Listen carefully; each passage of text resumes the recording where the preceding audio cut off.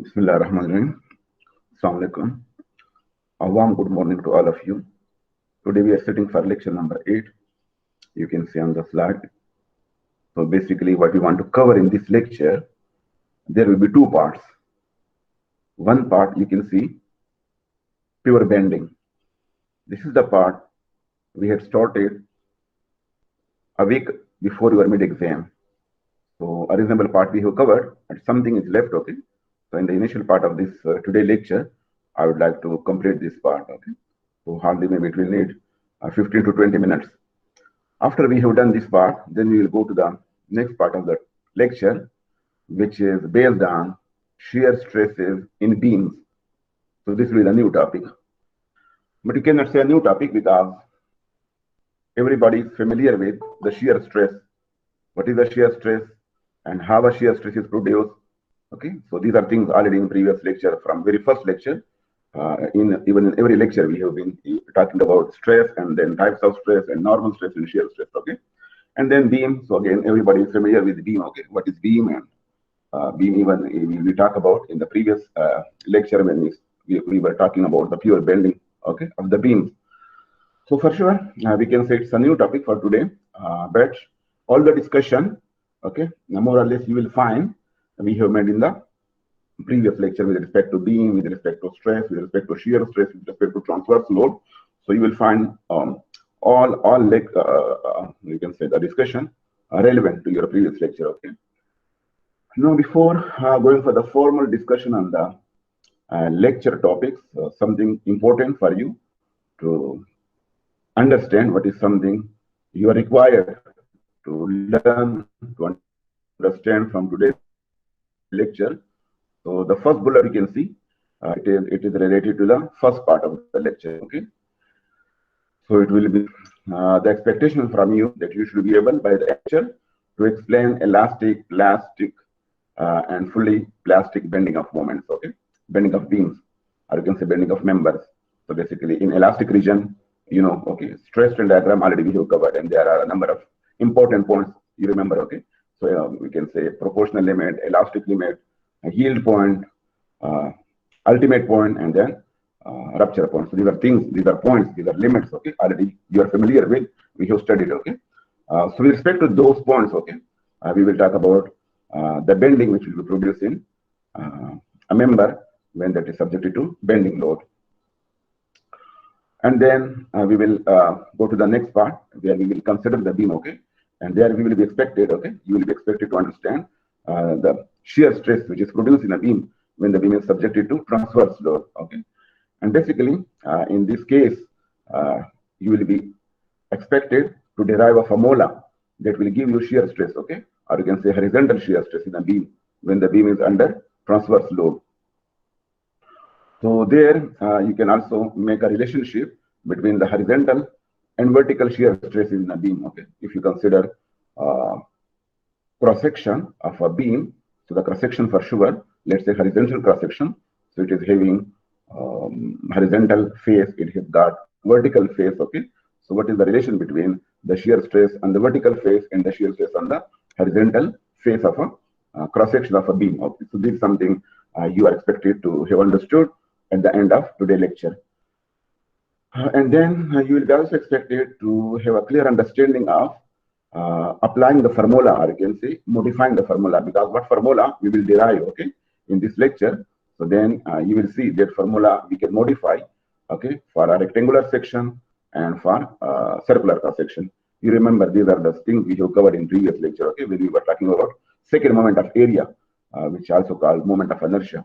So you remember a number of different cross sections, okay, we have discussed, because we mentioned that second moment of area, you remember it was capital I we have used to represent the second moment of area. Okay, so basically that is something which depends upon the shape of the cross section. Okay, so basically once we have derived the formula, so then it will be modified, it will be written for rectangular section of a beam, so that whenever there is a stress produced in a rectangular section of a beam, then you should be able to find out, to determine, to calculate the value of shear stress, okay, produced in a rectangular section of a beam.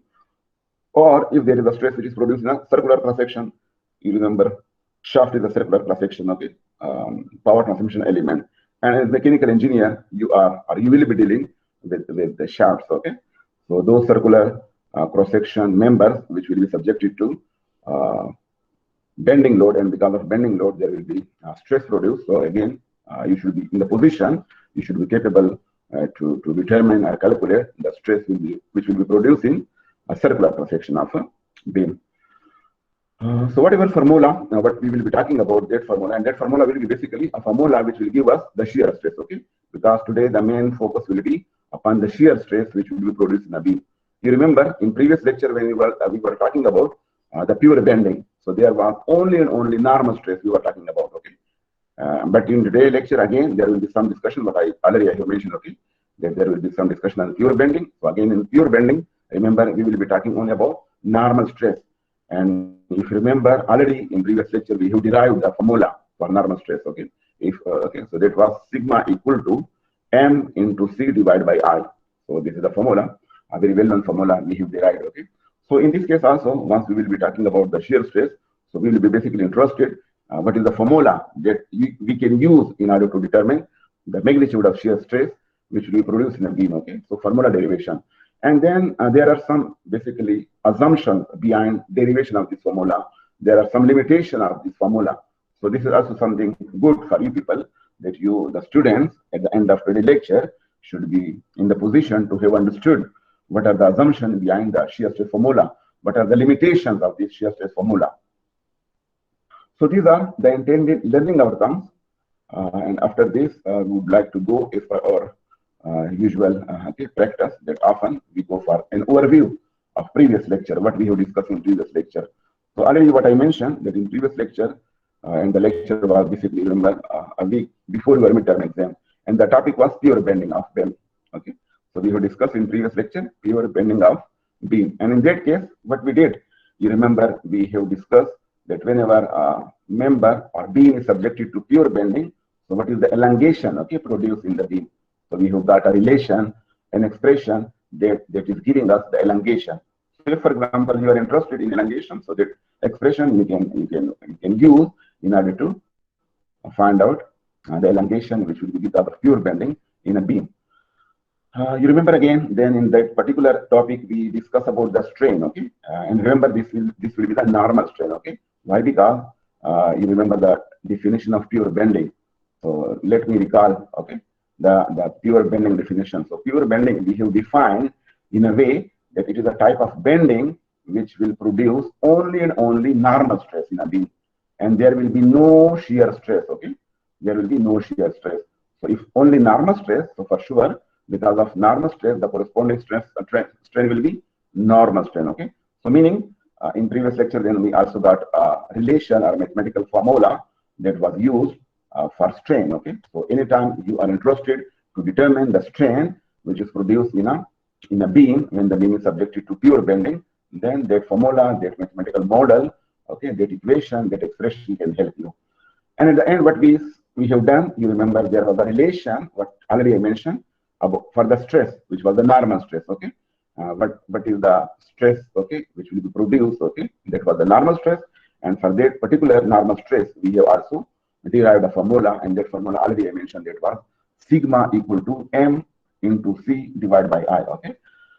So, and then you remember there was some terminology, okay, some quantity, one we call second moment of area, also called moment of inertia, okay, we have talked about, and you remember there was a number of different cross sections, okay, circular, rectangular, okay, hollow circular, etc., okay. We have discussed, and then we have discussed how can we find out the value of second moment of area or moment of inertia for a given cross section, okay.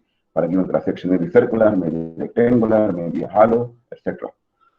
And again, there was another term we have discussed, and that was called section modulus, okay, if you remember. So capital I, which is second moment of area, when you divide by small c, okay. What is small c? So small c, that time we discussed, it is half of the height of the beam, okay.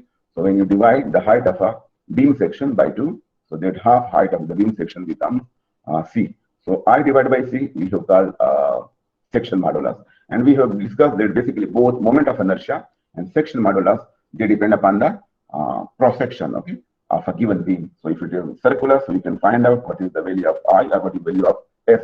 So S was the symbol, capital S, if you remember, we have used, okay, for this section modulus. And then there was a discussion with respect to a determination of deformation in a transverse cross-section of a beam when that beam is subjected to pure bending. And at the end, you have seen a number of numerical problems we solved, okay, and those numerical problems were all related to the topic of pure bending. So this is something just to refresh, okay, to you that these are things we have discussed in previous lecture, okay, and the topic was pure bending. So in today's lecture, okay, so how can you link that previous with today? Okay, so link between the previous lecture and today's lecture. So basically, what are things which are similar, okay, and what are things which are different, okay? So that is something you should understand. And then how can you make a link between the previous and today's lecture? So basically, what already I mentioned that in previous lecture we have mentioned pure bending. So basically, whether it was previous lecture or it is today lecture, so we are discussing bending of beam. Remember, what is something we want to discuss? Bending. And bending is because of bending load, which is transverse load, okay? So the same and the similarity is whether it was previous lecture, it was related to bending of beam. Today lecture, again, based on bending of beam, okay? This is the similarity. What is the difference, okay? The difference is basically, you can see, in previous lecture, we talked about pure bending, okay? We talked about pure bending. In today's lecture, in part of the lecture, we will again talk about the pure bending, but what will be the difference? The difference will be, in previous lecture, we mentioned about the elastic limit, okay? That as long as we are within the elastic limit, okay? So what is the stress could be produced in a beam when the beam is subjected to pure bending. But in today's lecture, we will also talk about other points, elastic point, and fully plastic limit. That once after you have increased the load and you have reached another region which is called elastic plastic. So what could be the stress, okay, or bending moment? And again, by increase of load further, then you will reach a region which is called fully plastic region or limit, okay? And in that case, then what will be the stress or what will be the moment that could be produced in a beam, okay, when that is under pure bending. So this is one difference. So if you compare bullet number 1 with bullet number 2, bullet number 1 with bullet number 2, so basically pure bending and pure bending. What is the difference? Here elastic limit, but here we will talk about plastic, elastic plastic and fully plastic. Okay, what is the other difference? So the other difference is in today's lecture, once we have covered this second bullet, which is regarding the pure bending, then we will go for non-pure bending. Non-pure bending means non-homogeneous bending. So we have discussed, remember, okay, in previous lecture, how can we differentiate between, okay, pure bending and non-homogeneous or non-pure bending. So in this case, which is called non-homogeneous bending, basically we will say there will be the shear force not equal to 0. In pure bending, the assumption was shear force equal to 0. But when shear force is not 0 and the shear force has got some value, okay, so that type of bending is called non-homogeneous bending. Okay, so this is the difference. So basically, remember in this third bullet, now when the beam is subjected to bending, so because of this bending, okay, there will be two types of stresses. One will be the normal stress, which already we have covered, okay, in previous topic, and that normal stress is determined by the equation or formula, which is sigma equal to mp divided by I. And another stress which will be produced in this beam because of non-homogeneous bending, that will be the shear stress. So our purpose, our intention, our aim from today's lecture is basically to discuss that shear stress and also to got or derive a formula for that shear stress. So all the discussion will be in today's lecture with respect to shear stress which will be produced in the beam. So first we start from pure bending, and in this case, just to refresh you, you remember this was the beam. Okay, if you open your notes, I have provided already. So the beam we have discussed, okay, and there you remember we have discussed the neutral axis. You can see this line, okay, this is the neutral axis, and above neutral axis you can see the stress is compressive depending upon direction. Okay, the direction shows it is compressive. Below neutral axis, you can see the stress is tensile because the direction is away from the cross section. Okay, and this is one thing. Second thing is the stress is linearly varying. Okay, from 0 to maximum. Okay, you can see this is linear variation. Okay, similarly below the neutral axis, okay, you can see the stress is varying linearly from 0 and then gradually, okay, it is increasing to maximum value.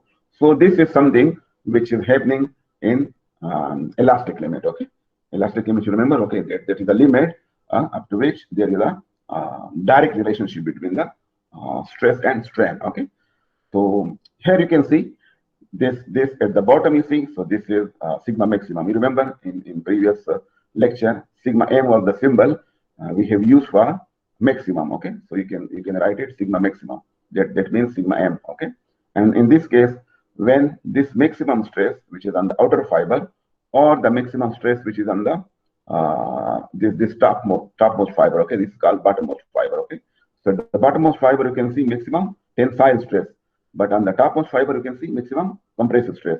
So when this maximum stress, you can see this maximum stress, when it becomes equal to yield stress, so sigma y stands for yield stress, or you can say yield strength. Already we have discussed in previous lecture. Okay, depending upon type of material, conductile material, brittle material, etc., etc. So these things we have covered. Okay, so the moment the stress will become equal to yield stress, meaning you have reached the yield point. If you recall your stress strain diagram, so in that case, when we say that the load we have increased and we have just let's say we have reached the yield point. Okay, so what will start? What will happen? Okay, at that point, yielding will start. Okay, so that will be the time first yield will appear. Okay, first yield will appear, and you remember what I'm telling you. Basically, this is the formula we have derived. So sigma m equal to mc by I. What is m? Bending moment. What is C? So C is basically half of the height of the beam. Okay, from neutral axis to the topmost fiber, or from neutral axis to the bottommost fiber. Okay, and then I, second moment of area, which depends upon cross section of a given beam. So in this case, when the m, because of load, becomes equal to moment my, so my means that value of bending moment at which yield will start. Okay, so for sure at that case the stress has become equal to sigma y. Okay, so you replace m by my and you replace sigma m by sigma y, so you will get this relation.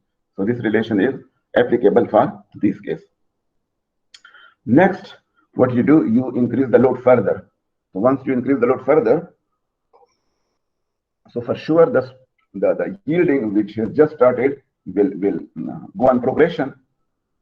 So this you can call, you can also see here, okay, from the left side figure. So basically this is that stress strain diagram already you have studied, we have discussed, okay, in previous lecture. So here you can see the linear line. Okay, this straight line you can say. So it is giving a linear relationship between the stress and strain. So on the vertical line you can say stress sigma, normal stress. Okay, on the horizontal line it is epsilon, which is normal strain. And after after the point where yield point is reaching, so you can see it's plastic deformation. Okay, so plastic deformation has taken place, and this line is pure horizontal. Now in this case, if you look here, so here again you can see two regions. One, this region, what you can call it light blue color. Okay, the middle one where it is written elastic. Okay, and one region on the top which is reddish color. Okay, and one region there at the bottom. Okay, reddish color.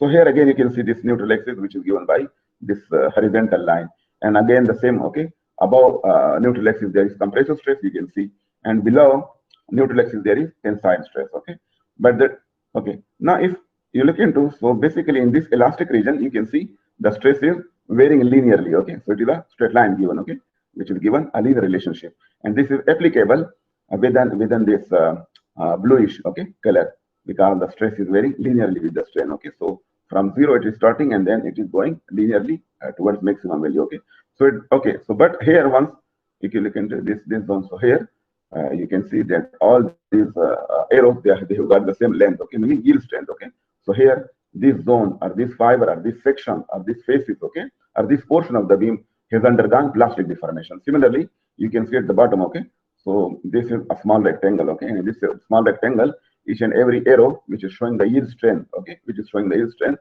So basically you can say that this portion of the beam has undergone plastic deformation. So this is called elastic plastic deformation. Okay, And in this case, the moment for sure, okay, because you have increased the load and now you have brought the value of bending moment, which is more than my. Okay.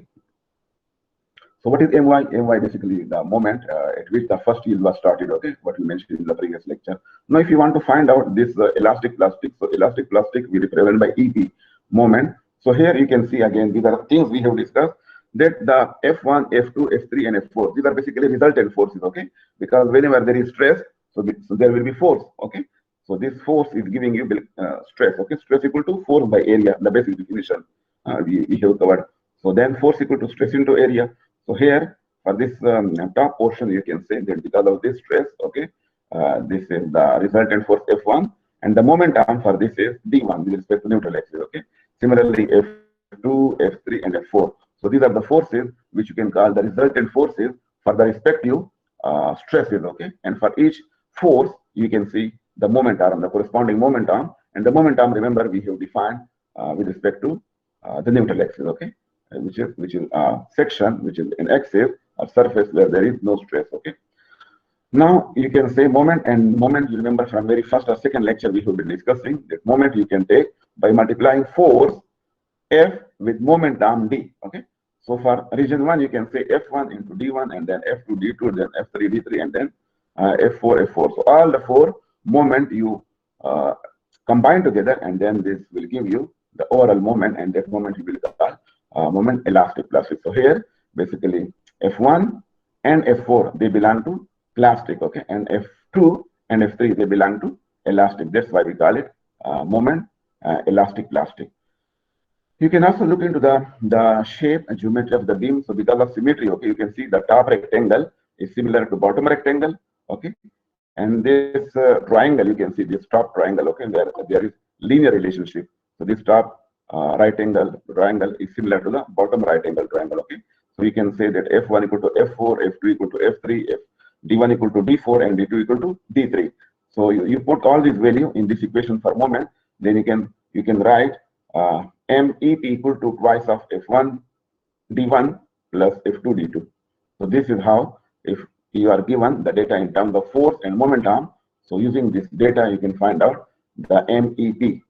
But sometimes maybe the data is given in terms of area and in terms of the stress. Okay, so you remember force equal to stress into area. So you put the value of force, which is equal to stress into area, and then in this case the stress will be basically yield stress. Okay, yield stress or yield strength. Then you can modify this equation this way. Okay, so here A1 D1 plus half of A2 D2. Okay, so twice of sigma y, and within the parenthesis A1 D1 plus half of A2 D2. So this is the equation which will give you this value of bending moment, which is produced due to elastic plastic deformation.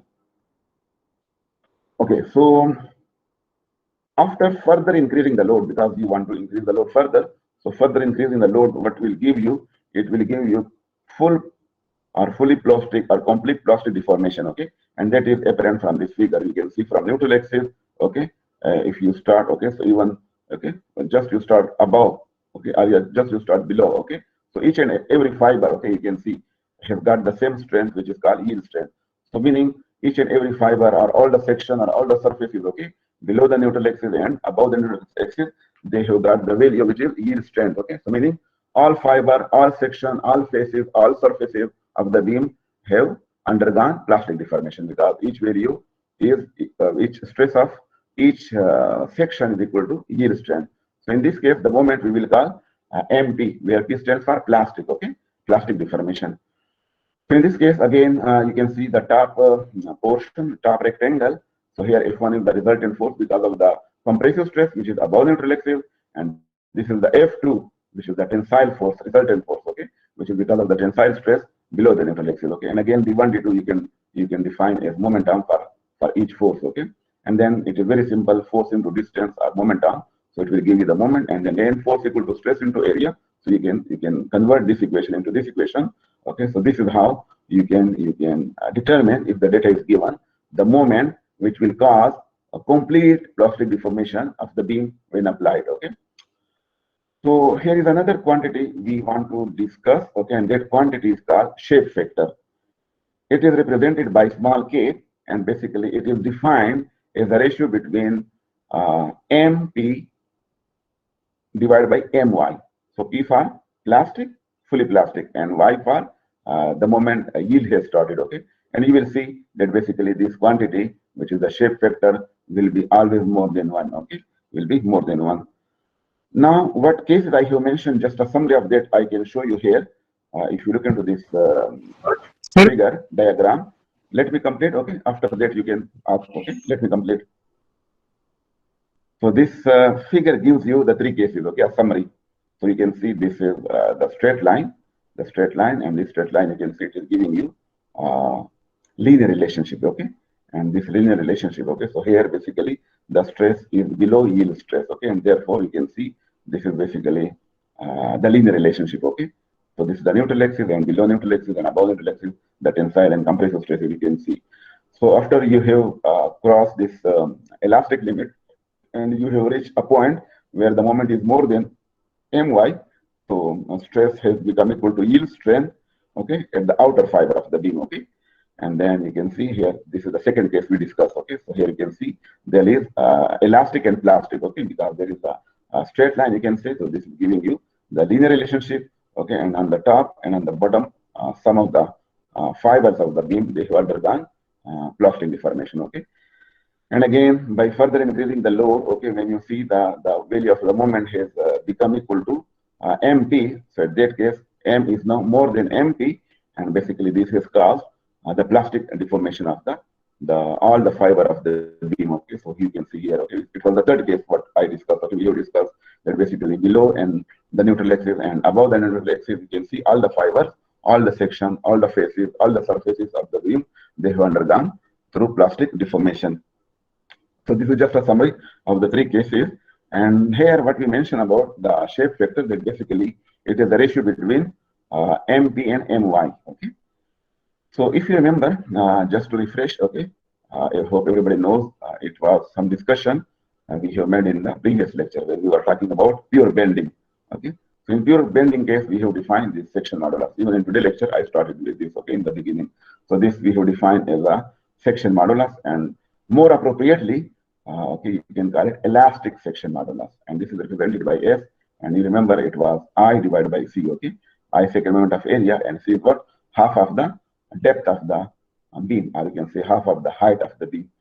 And then this equal to M divided by sigma, okay. So M basically bending moment and sigma bending stress. So there is another quantity we want to define, and that quantity is basically called, that is also section modulus, remember. But that section modulus is called plastic. This one is called elastic. Okay, this is the difference between the two. So this is called plastic section modulus, and this is represented by Z. This is represented by Z. Okay, and same definition. Okay, like this is M by sigma. So this is also M by sigma. But the difference is, since it is plastic one, so here it will be MP, where P stands for plastic. Okay. Now you can get the value of, okay, so you can also write, okay, basically the same formula for shape factor MP by My. So from here, what will be the value of MP? So it will be Z times sigma Y, okay. So this Z times sigma Y, you can put it here, okay, for MP.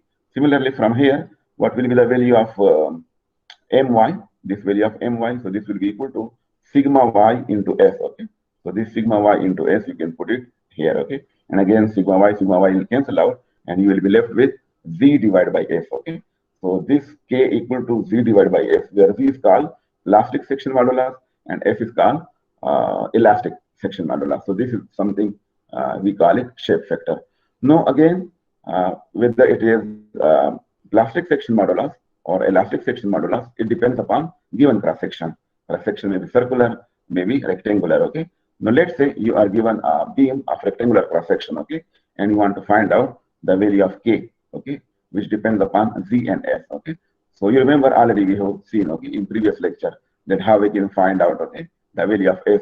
So the value of S, you remember, we find out value of I, and then we find out value of C for the given cross section, okay. And when we divide I by C, so you have seen, then we can get the value of S. And you remember this already we have discussed that for rectangular cross section of the beam, S equal to B into square of H divided by 6. So what is B? B is basically width, okay, width of the beam section. And what is H? Depth, or you can say height of the beam section, okay. So this is value of the S, which is for rectangular cross section. If you calculate the value of Z for rectangular cross section, so it will be B into square of H divided by 4. Now you divide this Z by S. So this value of Z you divide by this value of S. So you can see K equal to 3 divided by 2, and you can see for sure K is more than 1. So this shape factor for rectangular section of beam, you can see it is more than 1. What already we mentioned about the first yield, okay, and about the fully plastic deformation, okay. So you can see from here also, from this figure. So the first figure, which is on the top left, okay, you can see. So here again the neutral axis, and above neutral axis you can see the arrows. So there, this is compressive stress, and below it is tensile stress, okay. And again this Ry, so basically this Ry is the resultant compressive force, okay, because of this compressive stress. And this Ry bar, this is the resultant tensile force because of the tensile stress, which is below the neutral axis. And for both Ry and Ry bar with respect to neutral axis, there is the what is called the moment arm, okay. So this Ry, which is the resultant force, you can find out, okay, for this case, and this will be equal to stress into area. Stress into area. So it is B into C into sigma Y. What is B? What is C? So it is again, okay, it is given. So remember, B is width of the section of the beam, we can see, and C is basically half of the height, okay. So 2 times C.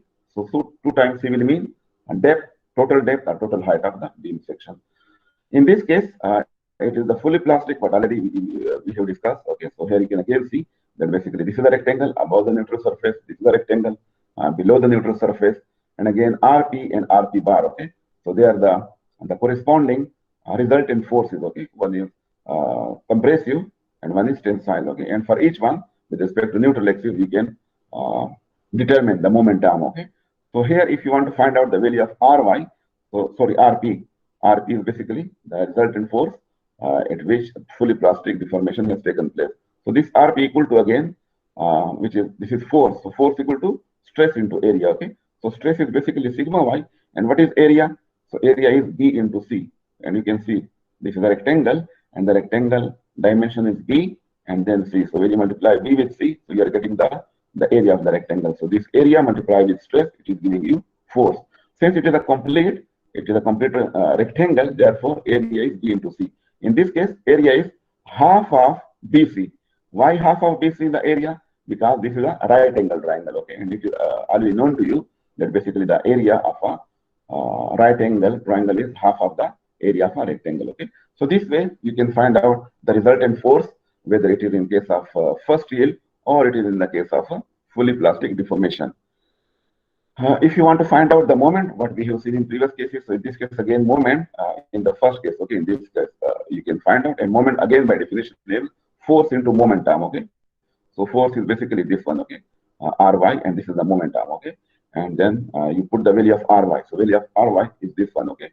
Already you have obtained. So this will be the value of the moment My, okay. Similarly, moment by definition, moment arm into force. So in this case, the force is Rp, and we put the value of Rp here, okay. This is the value of Rp. So now this will give you MP, which is equal to B into C square into sigma Y. And each and every quantity, okay, which is appearing must be well known to you, okay. Every time I'm discussing, okay, so this is basically B, and B is nothing except the width of the beam section, and C is what? Half of the depth of the beam section, and sigma Y the yield strength of the material, okay. So again in this case, if you divide okay, this MP by My, so it will give you shape factor, and that shape factor again you can see it will be 3 divided by 2, which is more than 1. So far it was the discussion with respect to the bending of the beam, in which we are discussing only the normal stress or the normal force, okay. And then in this case we have seen that there could be a number of region, okay. You are in the elastic limit, you have crossed the elastic limit, and the yielding has started, okay. And then you have crossed the yielding, and then there is plastic deformation, fully plastic deformation. So you can find out whether, for example, the total force or the resultant force, okay, or you can find out the moment, okay, whatever is the point of interest. So you can determine the way we have discussed. So this is okay from my side regarding this part of the lecture. So before going for the next part of the lecture, now over to you. Any question, welcome to share with me, okay. Sir ये elastic core क्या मतलब है, इसमें कौन सा elastic core? So these are the points we have discussed, okay, in stress strain diagram. Maybe it was second or third lecture you can look into, even in this online teaching where we started. So there was a complete revision, okay. We have gone through. So there is proportional limit, there is elastic limit, okay. So elastic limit means that you are applying load on a specimen the time you are testing the specimen in the lab, okay, in order to draw the stress strain diagram, okay. And why you want to draw the stress strain diagram? For the purpose of knowing the material properties, okay. So the aim of drawing the stress strain diagram is to study the material properties, okay. So that time what we do, we prepare a specimen, okay, and that specimen we test in the lab. So we gradually apply load, okay, and the gradually apply load we want to gradually increase from 0 to sir इधर जो ये thickness की बात की है ना इसने, thickness of elastic core, इसका मतलब मैं ये इसकी बात कर रहा हूँ. The thickness of elastic core becomes you mentioned elastic and then I started elastic, okay, elastic point. So you should be very much clear in your question, okay. So sometimes you say elastic and now you say thickness. Which point here? Which point? Sir ये thickness की बात कर रहा हूँ ना. Thickness of elastic core becomes 0. Don't call it thickness. This you call a height, okay. So the proper terminology will be height, okay. Look, this is a rectangular section we can see on the left side, okay. On the top you can see, on the right you can see. So basically for this rectangular section there are two dimensions. Sir, okay? Sir, इससे previous जो slide था ना, इससे previous आप जरा इससे previous इससे भी yes, इधर जो लिखा है सर, इससे पहले और इसके बाद जो है सर, इससे पहले जो आपने किया सर, इसके बाद जो है ना, इसके बाद भी हाँ यही इधर जो बात की है इन्होंने, नहीं सर. इससे पीछे I have not mentioned thickness. Sir इससे पीछे जो इससे पीछे sometimes say back, sometimes say forward. You don't know what is the slide you want to ask about the question. हाँ इधर जो लिखा है सर, ये देखो, ये the elastic core thickness goes to 0. ये इसकी बात कर रहा हूँ sir. Okay, let me explain. So basically, look what we mentioned this one. So understand again, okay. I want to give you a summary. So in this case, basically this is all linear, okay. This is all linear. You can see there's the neutral surface, so 0, and then stress is gradually increasing from 0 to maximum, okay, and then below from 0 to maximum, right? Now this is all elastic, okay. After increasing the load, what we see that some portion is elastic, okay. You can see this blue color, the light blue color, okay, in the middle. So in this case, this is elastic, okay. Basically the linear relationship is valid, okay. But some portion of the beam, they have undergone plastic deformation. So you can see on the top this red color and on the bottom, okay. So this fiber on the bottom and this fiber on the top, they have undergone plastic deformation, okay. But in the middle, all these fibers, they have undergone elastic deformation, okay. So this much you can say, let's say okay, let me call y, okay. It is half thickness of the elastic core. So basically if you measure the thickness, okay, this is the depth or the thickness of this portion, okay. So meaning in this much thickness of the beam or in this much depth of the beam, there is elastic deformation, okay. But in this much portion and in this much portion, there is plastic deformation, okay. Now when you further increase the load and when all the fibers have undergone plastic deformation, so for sure there is no elastic zone. You remember, there is no elastic zone. So all elastic zone is now converted into plastic zone, okay. So whatever fibers they were undergone through elastic, every fiber of the beam has undergone plastic deformation. So for sure, yes, this thickness will be 0. The thickness will be 0 because there is no elastic zone. There is no elastic zone in which there is elastic deformation. So all is finished, okay. So that's why we say the thickness equal to 0, right? Okay. Yes. Okay. Any other question? Sir ये जो present slide है आपकी, इसमें दो, एक ry है और एक ry प्राइम है. सर ये दोनों के रिजल्टेंट फोर्सेस हैं या ry हम अप्लाई कर रहे हैं और ry प्राइम जो है ये रिजल्टेंट है? No, basically look, this is stress, okay. if you look into, basically it is a cross section, okay? By definition it is a cross section, okay? And on cross section I have mentioned that what we show the stresses, okay? So it's basically the stress distribution, it is a compressive, okay? So because of stress, it is the stress load, okay, the resultant load. So this load is basically the resistive load. This is what the resistive load. So because of stress, what load you are having, that is the resistive load, okay? So this resistive load is because of compressive stress, and this one is because of what is called tensile stress, okay? And in this case, if you look into the distribution of stress, okay, and if you look into the right angle triangle, so basically because of symmetry, we say that this right angle triangle is equal to this right angle triangle, meaning, okay, that basically, and then again we can say that basically you can see this neutral axis is passing through the middle, okay, through the middle. So this Ry bar is equal to Ry, meaning what is the resultant force because of compressive stress is equal to the resultant force because of tensile. So in magnitude they are equal for sure, but direction they are opposite. Why opposite? Because you can see one is compressive stress and one is tensile stress, okay? And compressive and tensile, they depend upon the direction, okay? Okay, sir. Any other question? Otherwise, I will go to start the next topic.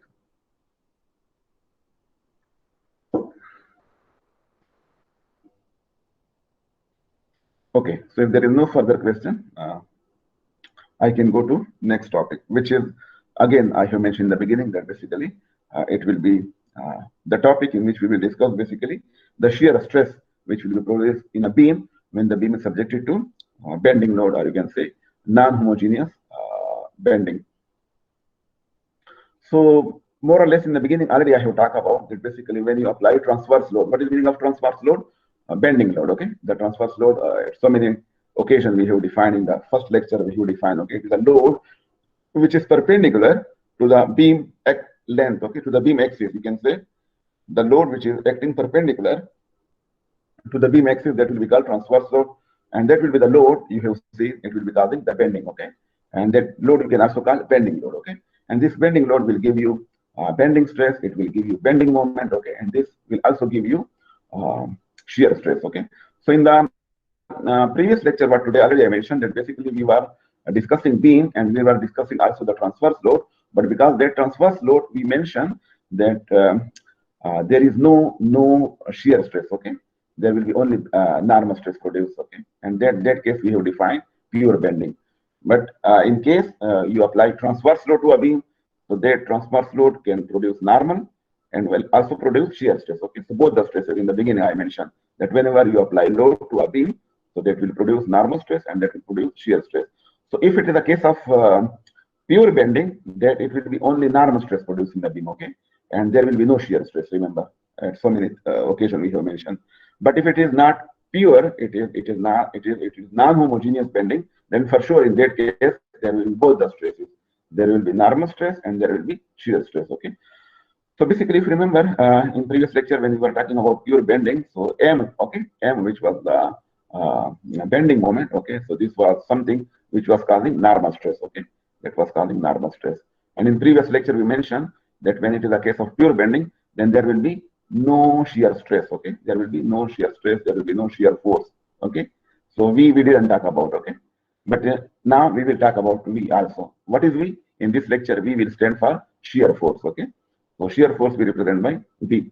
So normal stress is a stress which is produced by M, which is the bending moment, and shear stress will be produced by shear force, and the shear force will be represented by V.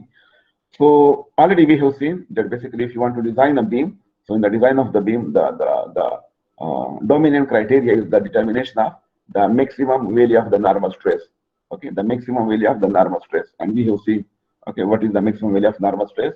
The time we were discussing pure bending. You remember we have mentioned that sigma equal to my by I, m into small y divided by I. So I mentioned this is the value of the normal stress. I'm sorry, this is the formula for the normal stress, which will not give you maximum, okay? Because why, you remember why we have defined as a distance from neutral axis to the fiber, what you have considered for analysis of the stress, okay?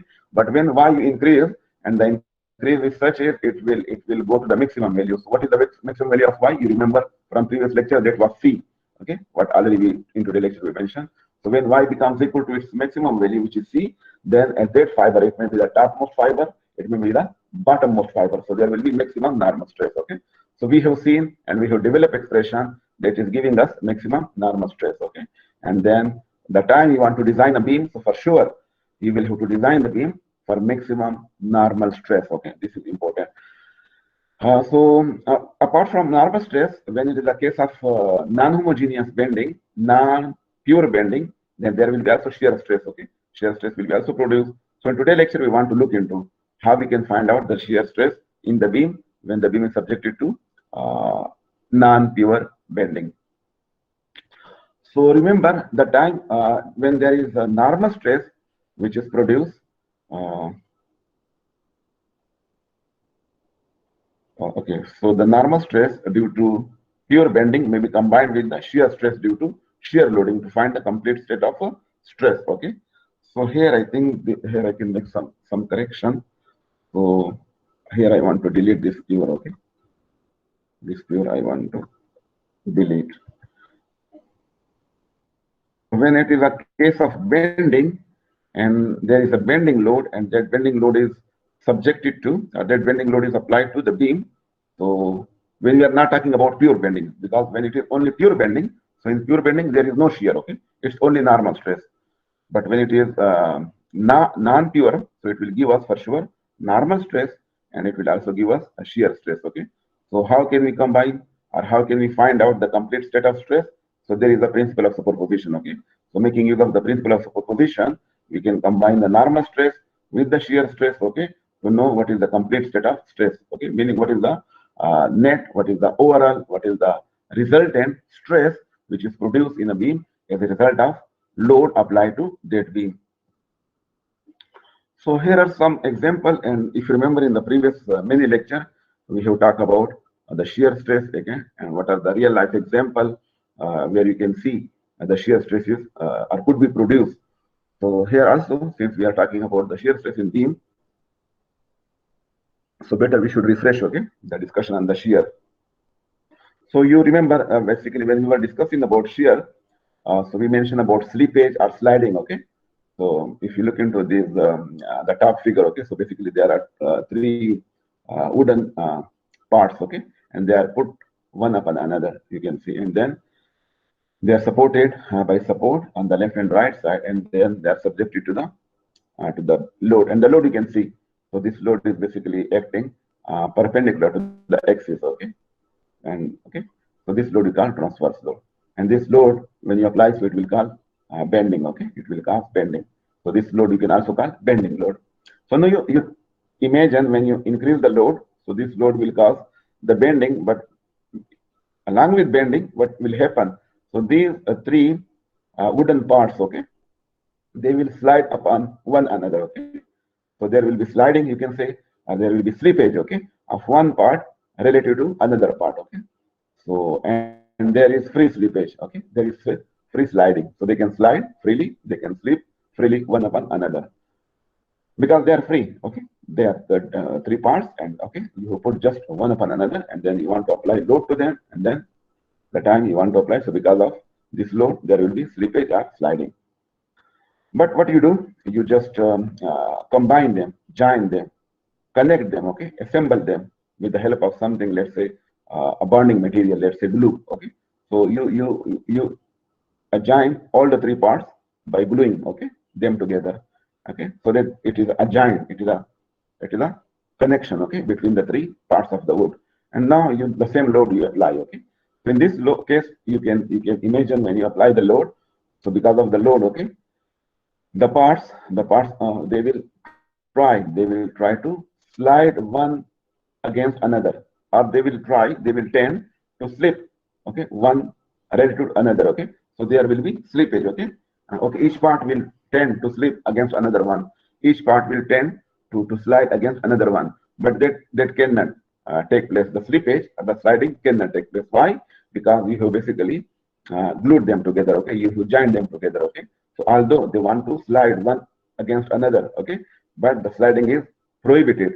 Okay, it is stopped because of this connection. So in this case, you can see there will be shear stress. Okay, and this is the same logic what from the very first lecture I'm giving you, that basically stress will be produced whenever you stop the motion of a body. Okay, so in this case, you can imagine that when you apply the load and all the three parts, okay, they want to slide. So sliding or slippage, okay, it is free. Okay, so in this case, since movement of the body is free, so there is no shear stress. Okay, but in this case, they want to slide upon one another. Okay, they want to slip against one another, but that slippage, that sliding is prohibited, that is restrained. Okay, so because of that, there is a stress. Okay, and that stress which is produced is basically shear stress. So if you recall, when we were talking about the pure bending, so this was the cross section, if you remember. Okay, after considering the beam, and then we talk about the cross section of the beam. So this is basically a transverse section of a beam. Okay, and then if you remember, we consider the differential element. Okay, you can see this small square or small cube. Okay, so here the same discussion already in few lectures previously we met. Then whenever there is a load, okay, so in this case basically we want to go for x, y, z dimension. Okay, so 3D analysis. So basically one is the force along x, one is the force along y, one is the force along z. Okay, and again depending upon force. Okay, when the force is normal to the cross section, so that is called normal force. Okay, so in this case, this force we can see sigma x into dA. This is the normal force. Okay, because force by definition equal to stress into area. What is dA? It is the differential area of the differential element. What is sigma? It is the normal stress, and sigma x means the normal stress which is acting along x direction. Okay, so this is the normal force basically which is acting in x direction. This is the force which is in y direction, and this force you can see it is parallel to the cross section. So this is the shear stress. Okay, and then shear stress multiplied with the area, so it will give you shear force which is in y direction. This is also parallel to the cross section, so this is called shear force, and this shear force equal to shear stress into differential element, area of the differential element. Okay, so remember we have mentioned in previous lecture that ta, which is a symbol for shear stress, will appear with two subscript. Okay, you can see here x and y, and here you can see x and z. Okay, so basically we have mentioned the first subscript will refer to the face, to the section on which the stress is acting. Okay, and the second will refer to the direction. So basically this ta xy will mean the shear stress which is acting on x face. So this face you can see, okay, this cross section, so this we call x face, for the simple reason it is perpendicular to the x axis. Okay, so you can see this is the shear stress which is acting on x face in y direction. So direction is what? Y axis. Similarly this one ta xz, so this you will call a shear stress which is acting on the same face which is x face, but direction is z. Okay, so this is acting in z direction. So this system of internal forces, so basically these are the resistive forces, okay, which are acting on this cross section or which are acting on the differential element of the section. These are internal forces. This is the system of internal forces. These are the resistive forces. So this you can make equivalent to this, the same cross section, but in equivalence you can make it equal to M and V. What is M? So M is basically the bending moment. Okay, the moment. Okay, okay. So this is the one you remember in pure bending we have considered this one, and this was the M that is giving us normal stress sigma, and you remember sigma equal to MC by I. So what is M? This is the M, okay, which is appearing in the formula for normal stress, because this is something which is giving us normal stress. Okay, and this has nothing to do with shear stress. Okay, and you remember in previous case when we were discussing this type of figure, okay, you compare this figure with the previous one, so same 100% same, with the only exception that there, since we were discussing pure bending, so there we didn't show this shear force. Okay, we didn't show this shear force, we only showed this M. Why? Because we were interested in normal stress. Okay, we were not interested in shear stress, because in pure bending shear stress is basically 0. So here we are not interested in M, because M part already we have covered. Okay, in pure bending. Here we are interested in V. What is V? Shear force. Why it is shear force? Because it is acting parallel to the cross section. Okay, and this shear force we represent by V. So whenever there is a shear force, the resistive shear force acting on a cross section, so that will give you a shear stress. Now the purpose, the aim, the objective of today's lecture is we want to find out what is the shear stress which is produced in the beam because of the applied load. So again, you remember in previous all lecture more or less what we say, that once you have drawn the free body diagram of the differential element, then for sure you should apply the equilibrium condition. Okay, you should apply the equilibrium condition. Why? Because this is very much important for analysis, let's say you want to go for stress analysis, you can also go for force analysis, okay? So if you want to go for force analysis or stress analysis, then you must confirm, you must ensure the differential element or the part or the beam is in equilibrium. And how can you ensure? So that is by applying the equilibrium condition. And everybody knows, more or less in every topic we are discussing the equilibrium condition. They are very much important, okay? Because this is mandatory to bring the part into equilibrium, okay? So to equilibrium condition, one is sum of the force is equal to 0, and then the other is sum of the moment equal to 0 acting on the body.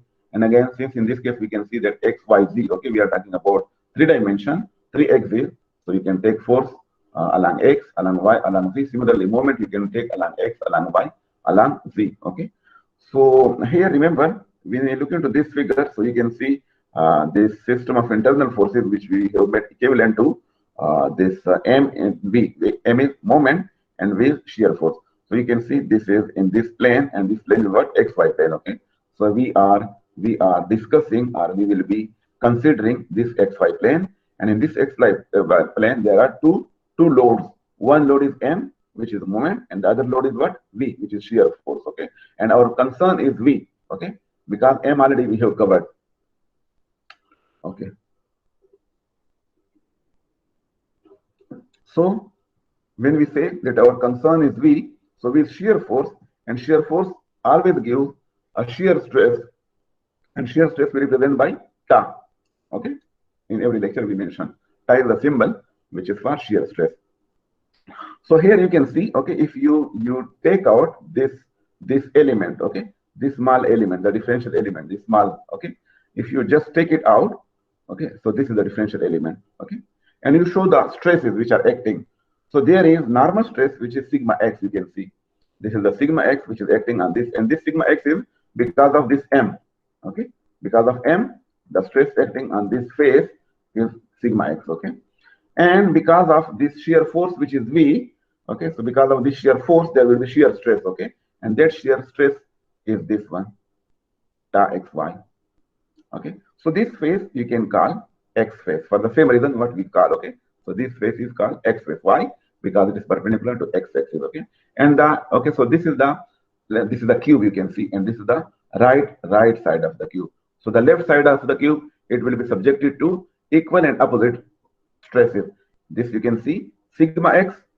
So on the opposite face, it will be also sigma x.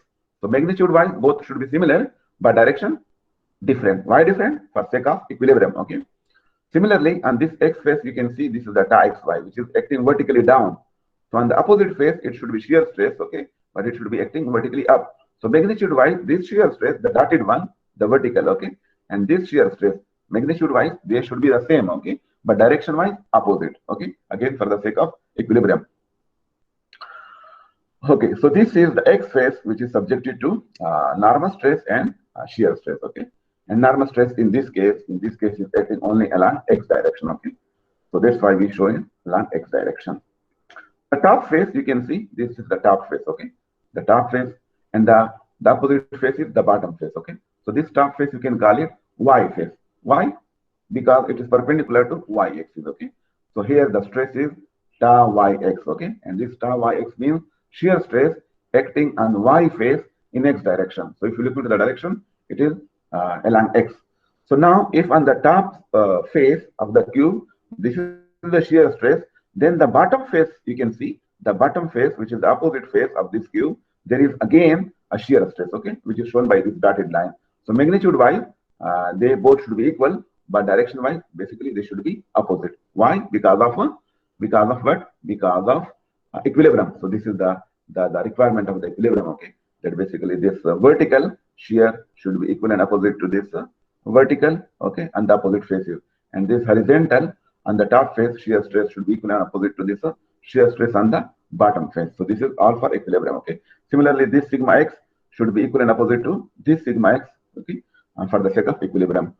So this is how you can show the normal stress, okay, and the shear stress. Now remember again what I am telling you again and again, that this normal stress we are not concerned with, because this we already talked about in previous lecture with what was the case of pure bending, okay, and in that case this sigma x equal to mc by I already we have discussed. Now here is our concern, okay, that how can we find out an expression which will give us the shear stress ta, which will be produced in the element or in the beam. Okay, so this is already the discussion I have already made. Okay, so same discussion. Okay, so here what we can see. Okay, so if I take you, let's say, to this figure. Okay, so this is basically the initial figure where you have shown M and we have shown V. So with what shear force, and this shear force is vertical. Okay? This is acting on the vertical face. So this shear force, okay, I want to show here. Okay, so basically this is the beam. You can see this figure. It is a beam, and the beam has got a rectangular cross section where width of the beam is V and height or depth is H. So here you can consider that this is again the differential element. Okay, Mn. What is Mn? A differential element. Okay, and here you can see it is shear stress. The vertical line. The vertical line. This each and every arrow which is acting down is giving you ta, which is shear stress. Okay, and this is because of what? This is because of the shear force V, what I have shown you in the previous slide. Okay. Now, if I want to take this element, okay, from this beam, I want to show it in isolation here. Okay, so already I know that basically on the vertical face, this is the shear stress which I represent by ta. Okay, so from previous discussion, we mentioned that whenever there is stress on the vertical face, okay, here we can also prove. Okay, so there must be stress shear on the horizontal face because this is the horizontal face. Okay. So whenever there is shear stress on the vertical face, then there must be shear stress on the what is called horizontal surface. And magnitude-wise, both will be equal. Magnitude-wise, both will be equal. How we can consider this element? Okay, again, this is the differential element. Okay, and in this differential element, what you do? Okay, you just ignore all the shear stresses. Forget about. Okay, forget about these shear stresses. Okay, you just assume there is no shear stress. Okay, all these things you just ignore. Okay, you just concentrate on the vertical face because we consider this vertical face. Okay, so this vertical face I want to consider this vertical face. Okay, and on this vertical face I know that there is shear force V, and because of that shear force V, okay, there is shear stress which is ta, and the direction is downward. The direction is downward. So this is the only thing which I know, because again I want to take you back to this.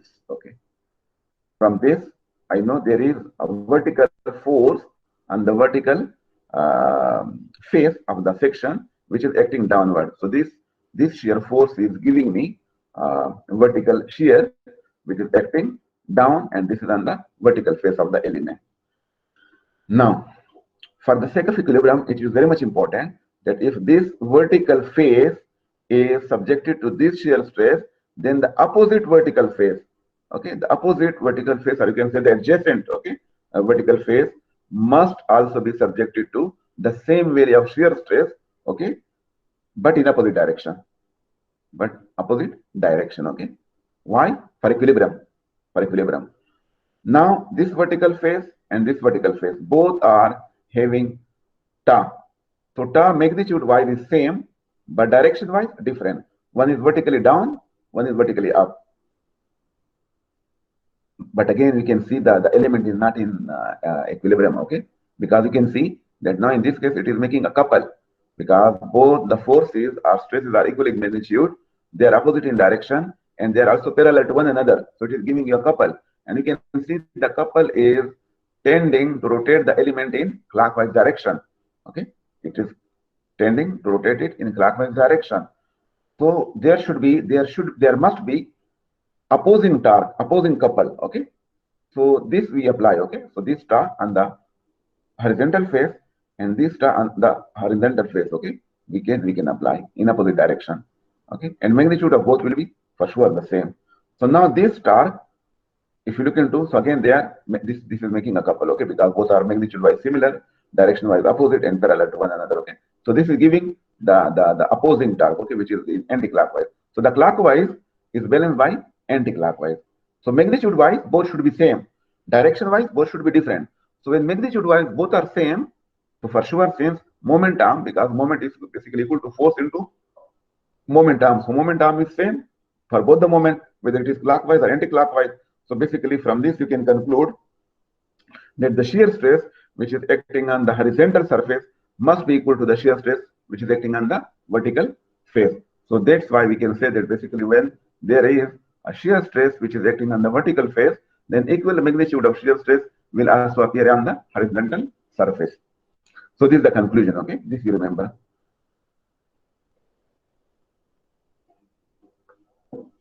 Okay. So here we want to proceed for the discussion on the shear stress. And for that case, we consider the, okay, so this is a prismatic beam. Prismatic beam means the beam which is having the same cross section throughout length of the beam. Remember, we are taking along x-axis. Okay, so this is the x-axis, and the length of the beam will be along x-axis. So this is subjected to a number of load. You can see P1 and P2, and they are point load. They are concentrated load. Okay, and this is UDL, small w, which is called load intensity, and this is the cross section of the beam. Okay.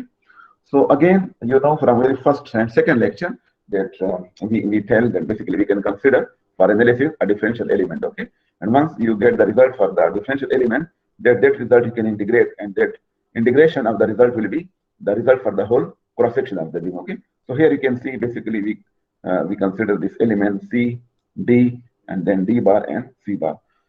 So you remember the neutral axis discussion. Okay, so here you can see this dotted line. Okay, so this dotted line is basically NA, neutral axis. Okay, and this element we consider at a distance of y1. Okay, so the neutral surface we take as a reference. Okay, and from neutral surface we can go by a distance y1. Okay, so we consider. Okay, so this is the bottom surface. Okay, the bottom surface, this is the top surface. Okay, and these two are the vertical surfaces of the element. So at a distance of y1 we will consider the element, and this element we want to analyze. We want to analyze for the sake of shear stress. Okay. Now, this element, what we will consider, okay, we want to show all the forces which are acting on the element. This is the same element. Okay, what is we will consider, and we want to show all the forces. So on this, okay, you can see there are vertical forces, there are horizontal forces. So this is the horizontal force. You can see sigma into dA. What is sigma? Normal stress. What is dA? Differential area of the element. So stress into area, it will give you force. So this is the force on the left side of the element. This is sigma D. So sigma D because it is at section D. Okay, so this is D section. So again, stress into area. So this is the force, the normal force which is acting on this face of the beam.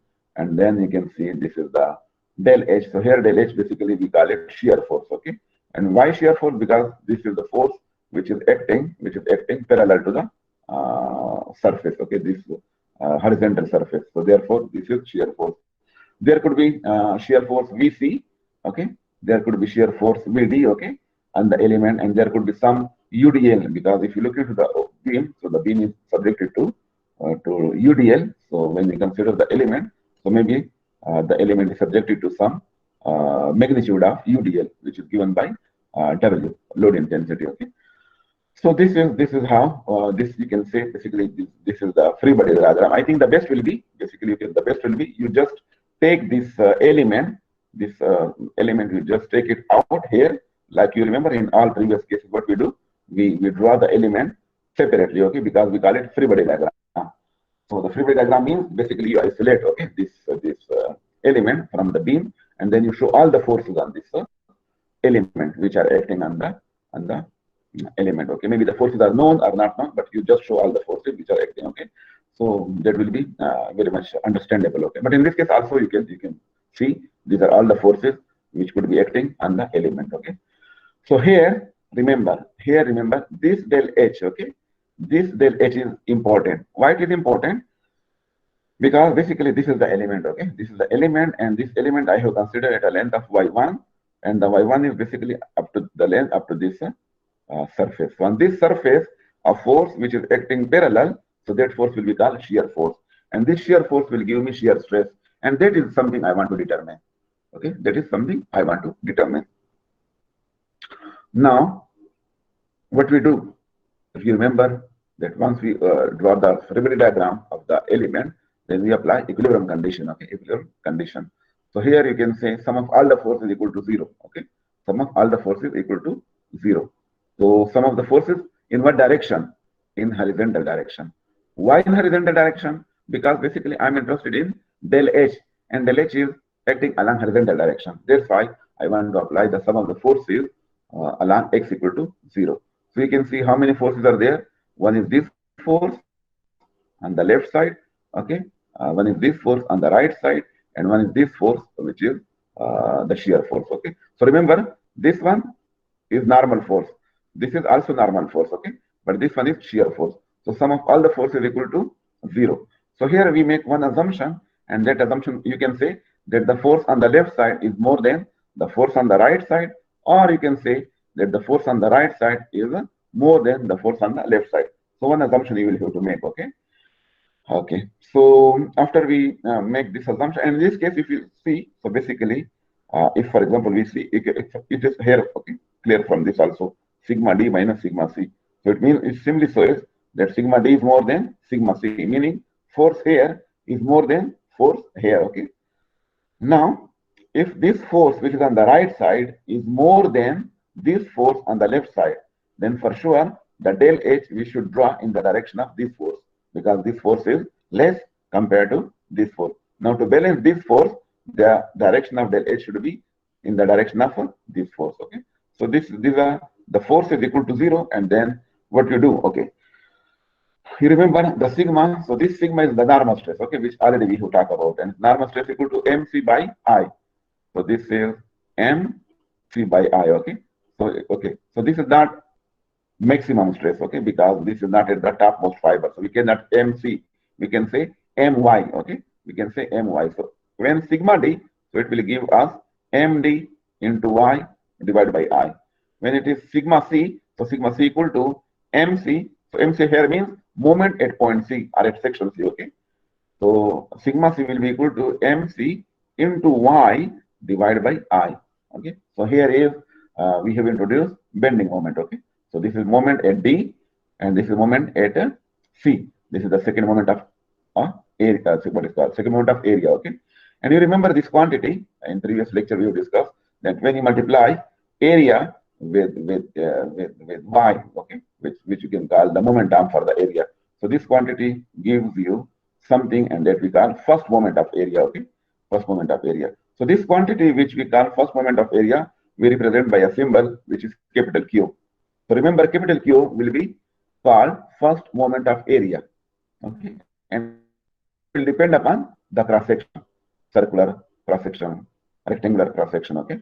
So it will be very simple that you should find the area of the section, and then you multiply that area with its length, okay, from the neutral surface. So that will be something very simple thing, and that will give you the first moment of area, which you will represent by capital Q. And here md minus mc. So basically md minus mc, what is meaning of this? This means the difference between the two moments at point D and at point C. So this difference you can also write by dm. What is the meaning of dm? Dm means the difference is moment, okay. So what you do, you divide and multiply this dm by dx, okay, dx. So here if you remember dm by dx, how you will call it? What is this dm by dx? This is called change in moment or difference in moment with respect to length of the beam. X is showing the length of the beam. So change in moment with respect to length of the beam is called shear force. You remember in previous lecture we have discussed when we were talking about pure bending, okay. This is equal to shear force. So for dm by dx you put shear force capital V, and this del x you write it here, okay. What is del x? I think I should, okay. So del x basically you can see here, okay.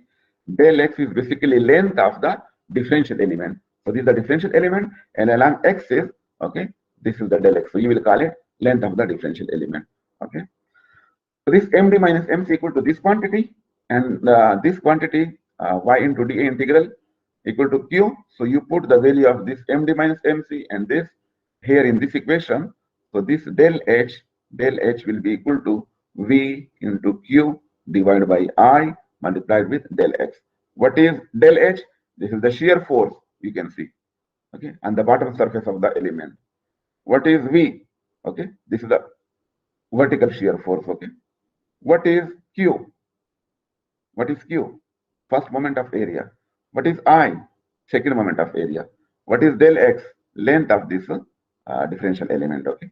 So here we define another quantity, because in this equation if you look into, so there is del h on the left side and there is del x on the right side.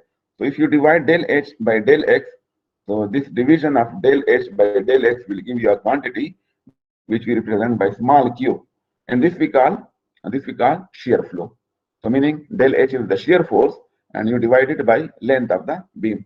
So this we can call shear force per unit length, or you can say shear per unit length of the beam, which is called shear flow. So when you put this value, okay, here, so you can say VQ divided by I will be equal to small q. So this is something we have obtained. Okay, remember, small q equal to V into capital Q divided by I. Okay, so this is something either del H, which is the shear force, or small q, which is the shear flow for this element. Okay, for this element, which we have considered the element. Okay, what you can do in the same beam. Okay, so basically you can consider this element. You can consider this element in the beam. Okay. Initially, what we did, we consider this element. Okay, this was the element we have considered. Okay, this was the element which was above the neutral axis, because this is the neutral axis. Okay,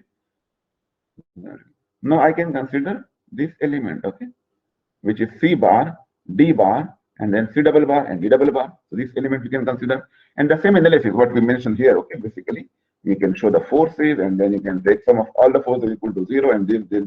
Okay, so what you do by following these steps, you will come to know that basically Q bar equal to del H bar by del X, like in this case, Q equal to del H by del X. So here it will be del H bar by del X. Q bar will show the shear flow for this element, okay, and del H bar will show the shear for this. Okay? Del X, it is the length. Okay, so length is basically the same. Length is not changing. Okay, this is the length. Okay, so whether you consider this element, you consider the bottom element, so length is the same, and then Q bar will be equal to minus Q. Okay, and then you can say del H bar equal to minus del H. So what is del H? Del H is basically the shear force for the top element, and del H bar is basically the shear force for the other element. So you can see basically that both are magnitude wise same, but direction wise they are different. Okay, so shearing forces exerted by the two elements on each other will be equal in magnitude, but they will be opposite in direction.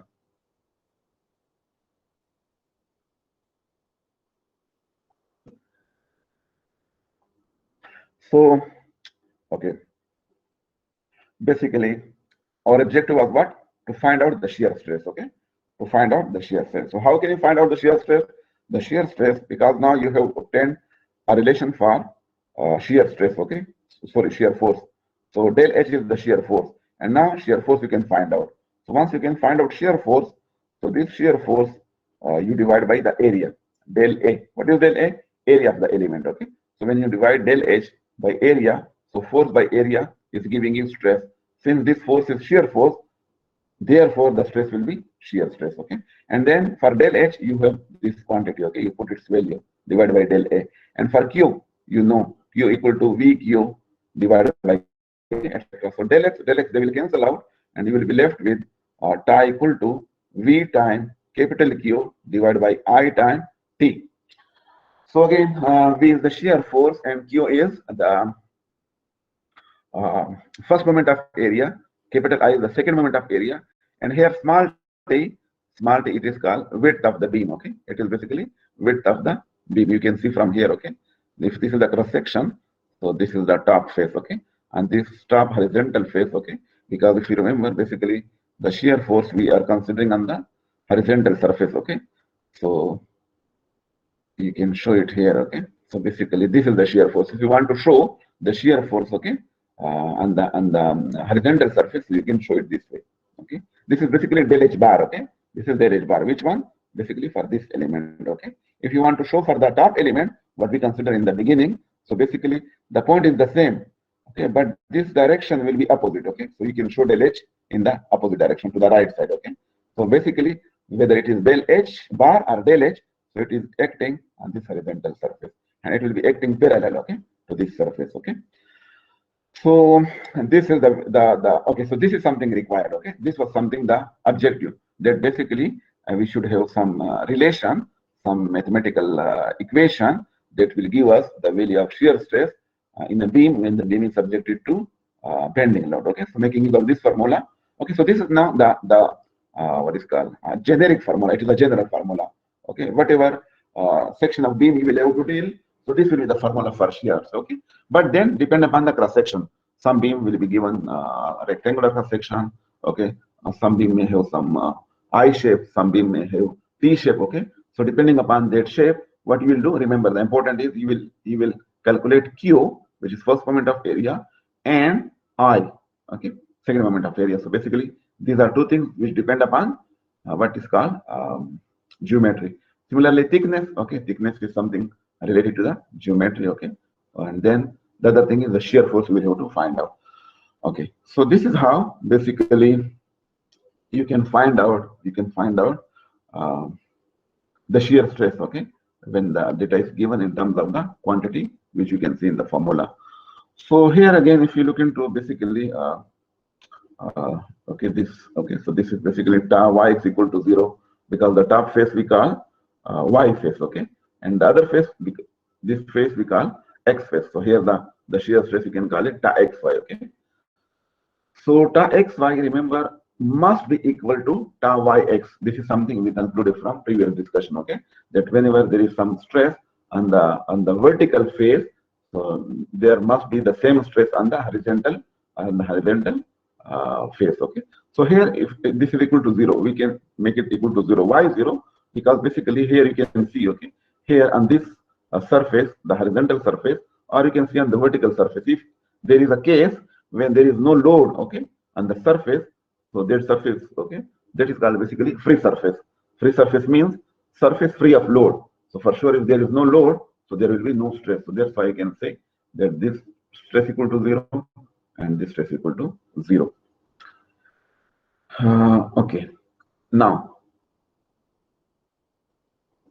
okay, so this cross section where we have seen that basically the element, okay, what was the element? Remember, okay, the element was basically, here you can also see this is the element. Okay, this is the element, C bar, D bar, C double bar, D double bar. So this is, okay, this is the element, C2 double bar, and then this is the element D1. So this is the point at which the stress is acting. Okay, the stress or the force is acting.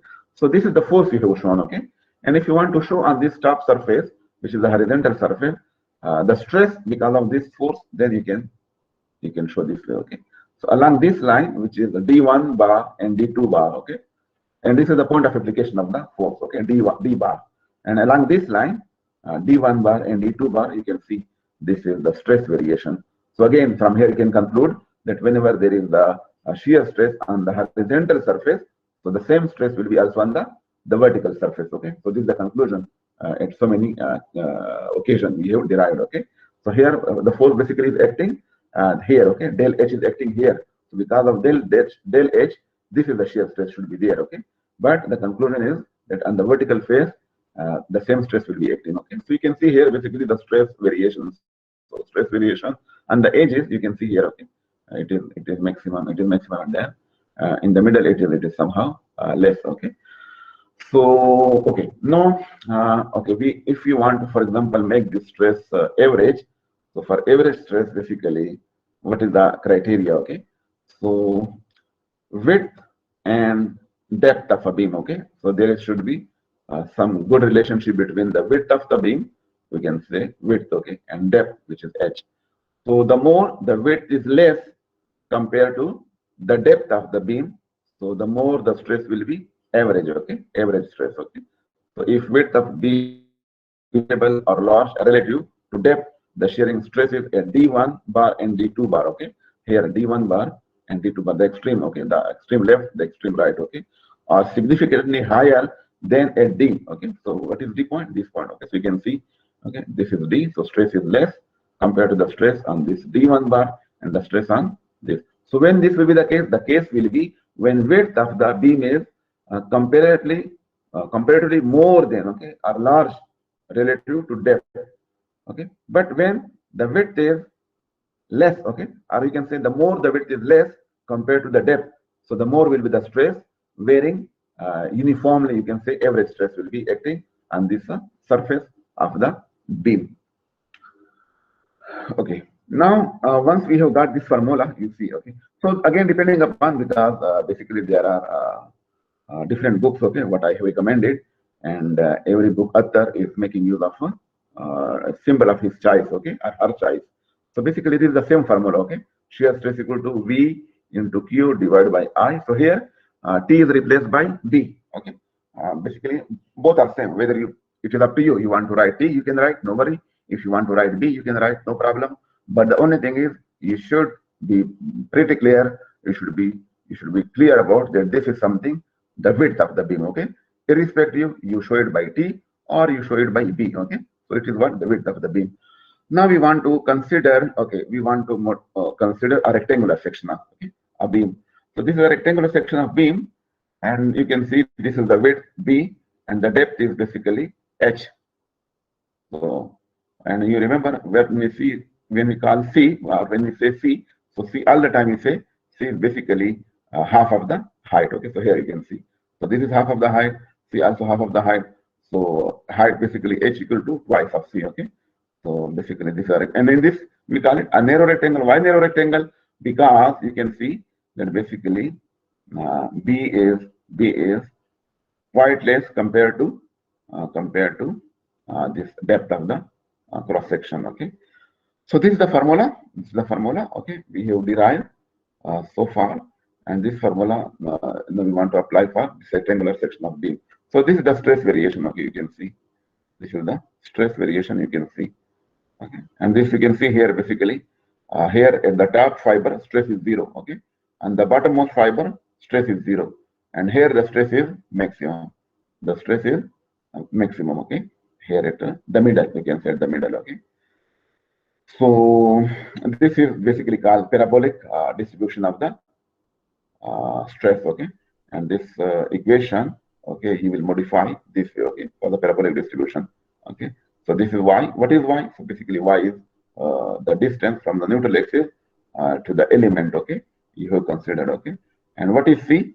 So c again here I have shown c basically from neutral axis to the topmost fiber the distance, or from neutral axis to the bottommost fiber of the neutral axis. Okay, so this equation gives you the shear stress. Okay, this gives you the shear stress, which is not the maximum, stress. Okay, like in case of pure bending, when we were talking about sigma, so you remember there was sigma equal to m into y divided by I. Okay, so that was sigma x, that was not maximum. Okay, and then we mentioned that when it will be maximum, we mentioned that sigma will be maximum when y is equal to c. So same in this case. Okay, because y is this length. Okay, so this y you can vary. Okay, so what you can vary, you can go up. Okay, you can increase the y. Okay, until you reach at the top fiber. Okay, at the top fiber, or the reverse you can go. Okay, from y you can go down and until you reach at the bottommost fiber. Okay, so here when y you increase and you reach at the top fiber of the beam, so there basically y equal to c. So when you replace y by c, so okay, so it will give you a maximum shear stress, because here you can see you put y equal to c, so these two will cancel out. Okay, and you will be left with time x equal to 3 times v divided by 2 times a. What is v? The shear force. Okay, and what is a? Area, cross-section area. Okay, so cross-section area, cross-section will be given, dimension will be given, shouldn't be a problem. Okay, to find out the area. Okay, and shear force, for sure shear force should be there. If there is no shear force, so there will be no shear stress. Okay, so shear force, how can you find out the shear force? Also you can find out by plotting the shear force diagram. Okay, so the diagram can give you the value of shear force. Okay, there are, depending upon data, there are some other ways you can calculate the value of shear force. Okay, so this is the value of the max for this rectangular cross section. This is a beam, so this beam is I beam. You can look into the shape, and for this I beam, okay, again the formula for the shear stress is the same. Okay, which we derived. Okay, but if you want to know about the maximum shear stress, so basically in this case the maximum shear stress will be in the wave. Okay, so in this I shape, remember this vertical portion is called wave, and the horizontal portion of the beam they are called flanges. Okay, so the maximum stress will be in the wave. Okay, and that will be equal to v divided by area of the wave. Okay, so area of wave you can find out because dimension will be given of the section, which is called the wave. And shear force, again, shear force will be either given or there will be some way depending upon data, maybe shear force diagram, maybe some other way. You will have to make use of the way to find out the value of shear force. And then we divide you divide shear force by area, so you will get the maximum shear stress. Similarly, there could be a circular, and for circular cross section, you want to, okay, so formula is again the same, okay, same formula. Now we want to modify this formula for circular cross section, and everybody knows, okay, in previous lecture we have discussed how we can find out I for the circular cross section, okay. So R is radius of the circular cross section, and then so this is the second moment of area, and then Q, which is basically first moment of area. So area multiplied with Y. So this is the area, and then this is the momentum, and then B. So B in this case equal to basically twice of radius, okay. Basically it is dia. So when you put the value of I, B, and Q here, and then you simplify, so you will get tau maximum equal to 4 times shear force divided by 3 times area. So remember, this will be the value, which will be the maximum value of the shear stress, which will be produced in a circular cross section of beam. So here area, again, everybody knows, area for circular cross section equal to pi r square, where r is the radius of the circular cross section. So the circular cross section, which may be given, may be also a hollow one. There could be inner radius r1 and outer radius r2, and then again you can find out what is the value of I, what is the value of Q, and what is the value of B in this case, and then you can put the value of I, the value of B, and the value of Q here, and then you can simplify. So it will give you, this is the relation which is giving you tau max, okay, and that is equal to 4 times V divided by 3 times A multiplied with this term, okay, where R1 R2 basically stand for inner and outer radii, and area you can find out for hollow section, okay.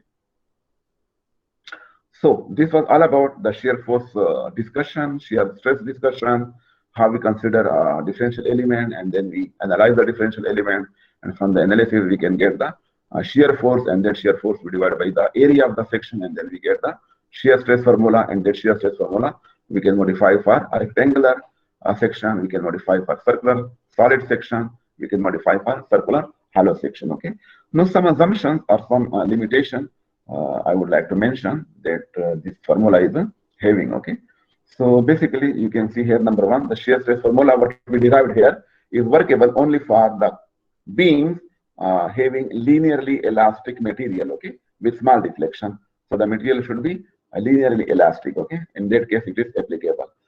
Second, a common error is to apply the shear formula to cross-sectional shapes for which it is not applicable, okay, meaning it is not applicable to all shapes, okay. Like in case of, for example, triangular, okay, if there is a body of triangular shape, or there is a body or member of semicircular shape, so this formula is not applicable in these cases, okay. So this is the limitation, you can say it is a limitation of this formula, okay. So some assumptions are there, and that assumption number one is the edges of the cross section must be parallel to the y-axis, so that the shear stresses act parallel to the y-axis. This is one assumption. And the second, the shear stresses must be uniform across the width of the cross section, okay. And these assumptions are fulfilled only in certain cases, such as those discussed in this, okay, in next two section, okay, we can see. So finally, the shear formula applies only to prismatic beams. What is the meaning of prismatic? I mentioned in the beginning, prismatic beam is a beam which is having the same cross section, okay, same cross sectional area throughout length of the beam. And the opposite of prismatic is what? Non-prismatic. So non-prismatic beam means it is a beam which is having non-uniform, okay, cross section along length of the beam. For example, a tapered beam, okay. So a tapered beam you will call non-prismatic. Why? Because you know the cross section of the beam is changing, okay, from less to more, okay. So in this case, when it is not prismatic, the formula is again not workable, okay, in this case. So this is also a limitation of this formula. Another thing I think Aldi I have mentioned, in the case of rectangular beam, the accuracy of the shear formula depends upon the height to width ratio of the cross section, okay. So basically height to width ratio. So the best is the width should be less compared to the height, okay. So in that case you can get more accurate result, okay. But the time the width is getting closer to height, okay. So in that case it will be giving wrong answer. For example, For example, when you say the width, which is b, is getting closer to height, and let's say b equal to h, which will give you a rectangular cross section. So in that case, what will be the drawback? What will be the problem? The problem will be basically the maximum shear stress. Okay, the maximum shear stress will be about 13% larger than the value given by the following equation. Meaning, if this is the case, okay, when b and h both are equal. So for this case, when you make use of this formula, okay, and this formula will give you the maximum value of shear stress, okay. But the actual shear stress which will be produced in this case will be basically 13% more compared to the value which will be given by this equation. So that's why it is not very much applicable in this case. So this is all about the theory part. So before going for the numerical solution, if there is something you want to ask, so welcome. Otherwise, we will go on some break. Okay, we can take 10 minutes break before starting this part of the problem solution. So over to you.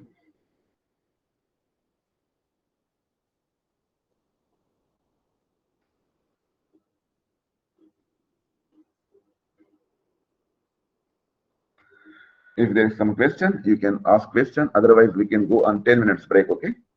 So we will start after 12 minutes. Okay, sir. Yes, sir. Okay. So welcome again. It's already 10 a.m. So we will start.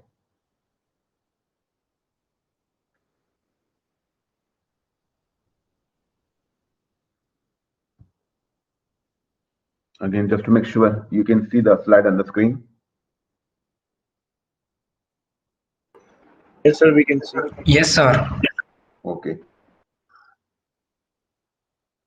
So now we would like to go for solving solution of numericals which will be related to the theory what we covered in today's lecture regarding this shear stress part. Okay. So you can look into this numerical which is example 6.1 or problem 6.1 you can say. So basically the shape is given. It is like a I shape of beam. And then the data, the statement of the question you can read. So beam is made of 3 planks which are nailed together. Okay, so basically there are 3 different parts and they are joined together with the help of nail. Okay, spacing between nail is 25 mm. Spacing is given. And then vertical shear in the beam is given also, which is 500 Newton. Find shear force in each nail. What is required? Shear force, okay, in each nail is required. So you should remember, okay, you should know what is the formula applicable here. So I can just take you to the formula, okay. So basically this is the formula which is applicable, okay. This is the formula which you derived, okay, in today's discussion. Just to remind you, I can take you to the slide where we have derived this formula.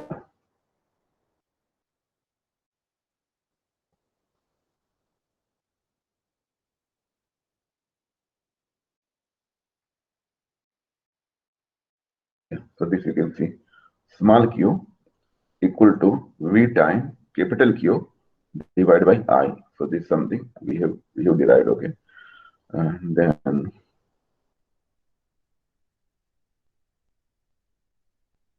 okay, so this formula is applicable in this case because basically what is small q? You remember we have mentioned it is shear force per unit length, okay. Shear force per unit length. So in this question, what is required? Shear force is required, okay. So you can find out shear force from this small q, okay. When you multiply this small q with the length, okay, which is basically spacing between the nail, so then you can get the shear force. Now in this case, what I already have mentioned to you, basically capital Q and capital I, they depend upon the shape given, the dimensions, okay, of the shape given. So from the given shape, given dimension, you will calculate capital Q and capital I. So capital Q first moment of area and I second moment of area. And these are the things given in previous lecture. We have discussed for a number of different shapes. Okay, how can we find out? So the shear force, it is capital V, and this is already given. Okay, so it is not a problem. Your job is only to find out Q and I. Now, how to find out Q and I? So for that, you will have to refer to the figure geometry which is given. So it is basically I-shaped beam. Okay, so in this I-shaped beam, and again dimension, if you look into, so all dimensions are given, so not a problem. Okay, so you can find out the first moment of area. What is capital Q? First moment of area. Okay, so that is equal to area, which is capital A, multiplied with its moment arm. So Y basically will be the distance from centroid to the neutral axis. Okay, so in this case, you consider this top part of the beam. So area is equal to 0.02 multiplied by 0.1. So you can see dimensions are given. Okay, so 0.2 or 0.02 and 0.1, and then multiplied with Y bar. What is Y bar? The moment of this area. So from centroid, you can see the distance up to the neutral axis. Okay, so this is 0.06. We multiply with 0.06, and then this is the value. And the for sure the unit will be meter cube. Why meter cube? Because area, which is meter square, you multiply with length, which is meter. So the unit of the first moment of area will be meter cube. And then you can calculate I. And again, in previous lecture, we have for a number of different sections. You remember we have calculated, okay, I. So I depend upon the section, and in this case, you can look into, you can say this top rectangle, bottom rectangle, and this middle rectangle. Okay, so for each rectangle, okay, and for rectangle, remember what is the formula for I? B into cube of h divided by 12. So this way, you find out the I value, and for sure the value of I will be, sorry, the unit of I will be meter power 4. So after calculating small capital Q and capital I, and V is given, you put in the formula and you get it, the value of small q, and small q is called shear flow, which is basically shear per unit length, or you can say shear force per unit length. Okay, once you have got this value, then you multiply, okay, with the spacing. Okay, so force will be basically equal to this value of q, okay, multiplied with length. So what length is given in this case? The length is basically between the nail, which is spacing between the nail. Okay, this is given already. So q is equal to how much? This much. Okay, already we calculated 3704 Newton per meter, and this is the spacing between nail. So meter will cancel out with meter, and you will be left with Newton. So what is Newton? Newton, you know, it is the unit of force. So in this case, what is the force? It is the shear force. Okay, so this is how you can calculate the shear force which is produced in this case. Next, you can look into this second numerical.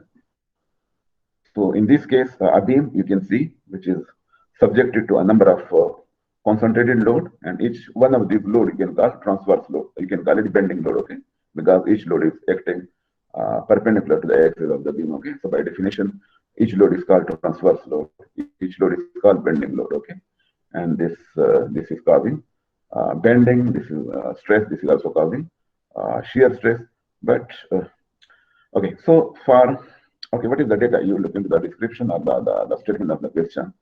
So find the minimum required depth D of the beam subjected to 3 concentrated load, what are shown in the figure, and let allowable value of sigma is given and allowable value of shear stress is given.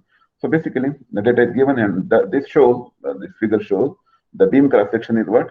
It is rectangular. Okay, it is rectangular, and then depth, or you can say height, it is represented by D, which is required to be determined. Okay, and width, which you can represent by small v, it is given 90 mm. Okay, and there are the dimensions given between the load and the support. Total length of the beam, which is 3 meters given, and each value of the concentrated load is given. Okay, so in this case, what in the very beginning I mentioned that whenever there is a case of bending, you apply bending load to a beam, so that will cause both the stresses. Okay, normal stress already we have covered, and shear stress today we covered. Okay, so in this case, for this particular beam, the allowable, you can say the permissible, okay, the safe value of the stresses are given. Okay, and they are 20 megapascal for normal and 0.8 megapascal for shear. So in terms of the given data and information and figure, etc., what is required? The depth of the rectangular cross section of the beam is required. So in this case, okay, what is you look into the formula? What are the formula which are applicable? The formula, you remember this formula, what we have derived in the case of pure bending. Okay, that m sigma equal to, which is normal stress, equal to bending moment m divided by s. What is s? Section modulus. Okay, so this is the formula which is applicable. Okay, this is the formula applicable because of due to normal stress. And the other formula which is applicable for shear stress, okay, tau. And for, since in this case, you know, the section is rectangular, okay, and you have seen in today's lecture we have seen that when the rectangular section is given, then tau will be equal to 3 times shear force divided by 2 times area, okay. So this is the formula, okay. So these two formula are applicable. Now in this formula, if you look into, so basically area, so area is not a problem because the cross section is given and cross section is rectangular, okay. So width you multiplied with depth, so this will be the area, okay. So the shear force basically you need to determine. Rest there is nothing, okay. Okay, shear force is something you should determine, okay. And then in case of this formula, if you look into, so in this case again this allowable stress is given, okay, not a problem. S from the given geometry you can find out because rectangular, so rectangular section is given, depth is d and width is 90 mm. So you remember this is the formula for I, okay, for rectangular section. And you also remember for rectangular section we have seen the section modulus, which we represent by S, equal to b into square of d divided by 6, okay. So b is given and d is something required. So this is the value of the section modulus S, okay. So this section modulus value you can put here, okay, which is this value, okay. And then the sigma allowable, it is also given, okay. So how to find out bending moment, okay, how to find out bending moment. So whether it is bending moment or it is shear force, so you can determine from bending moment diagram, from shear force diagram, okay, which we will discuss, okay, we will discuss. Here the only thing you should understand is basically you can see, we can take from this shear force diagram the maximum value of shear force, what you can see, 14.5 kilonewton. So this is the maximum value. We pick it for shear force. And moment, already what you know, in every class we are discussing moment equal to force into distance, okay. So if this is the force, so this is the momentum with respect to point A, okay. So force into momentum, it will give you a moment at this point, and then moment corresponding to this point. So this is the force and its momentum, and then etc. Okay, so you can calculate moment, but we will discuss about this diagram, okay. Forget about for timing. Just look into what is the maximum value of the bending moment. So it is 8.7 on the extreme left, 8.7 extreme right. In the middle, it is 10.95. So the maximum value of bending moment basically we pick, which is 10.95. So this value, when we put the maximum value of bending moment here, then we can calculate depth. Okay, this is basically depth of the section. Okay, so depth equal to 246 mm. So remember, this depth of the section is required. This is required, okay, to sustain this much bending, okay, this much bending, okay. For this much bending, okay, this much depth is required. But if you calculate the depth based on shear stress, then you can see depth equal to 322 mm. Meaning for shear, okay, for shear case the minimum dia, not dia, sorry, the depth which is required, that is 322 mm. Now you have two value. One is based on normal stress which is produced, and one is based on shear stress, okay. And then you compare the two, and for sure you will select the one which is more, okay, because it will be the depth which will be giving a safe value, okay, which will be giving the beam it's a safe life, okay. So beam will not fail. But if you go for depth equal to this much, so for sure for this much depth the beam will be safe for normal condition, okay, normal stress, but the beam will not be safe for shear stress, okay. So the best is you go and you pick the value of depth which is more, so that both are covered, okay. The normal loading is covered and the shear stress is already covered. So this is how you can find out depth of a section based on the given data of normal and shear loading. Next, you can look into this numerical. So in this case, again, shape is given, and the shape, if you look into, so basically it is a square shape. So 4 different parts are put together with the help of nails, okay.